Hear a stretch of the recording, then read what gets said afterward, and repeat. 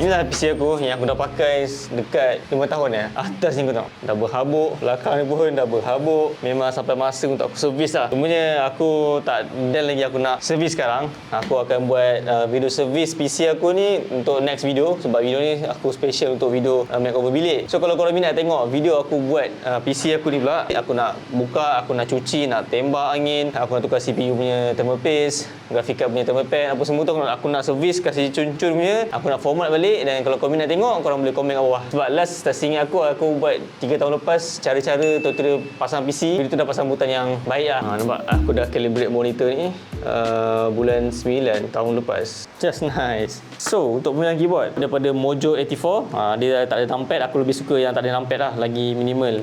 Nampak Lucina seakan-akan macam nak nampak dalam, tapi tak. Cuma keycaps dia agak menonjol lah sebab keycaps dia tebal. Dan sedap lah bagi aku. Overall aku memang suka keyboard ni. Aku dah pakai lama dan aku akan teruskan pakai ni sampailah aku jumpa keyboard yang lebih cantik ataupun lebih baik lah. So untuk connection dia boleh je pakai Bluetooth, tapi sebenarnya aku lebih prefer pakai kabel lah. Tak payah nak charge banyak kali. Sebenarnya dekat atas meja nampak lebih clean lah bila ada kabel macam ni. Kabel jenis looping macam ni, nampak handsome. Untuk mouse pula aku gunakan mouse daripada Logitech MX Master 2S.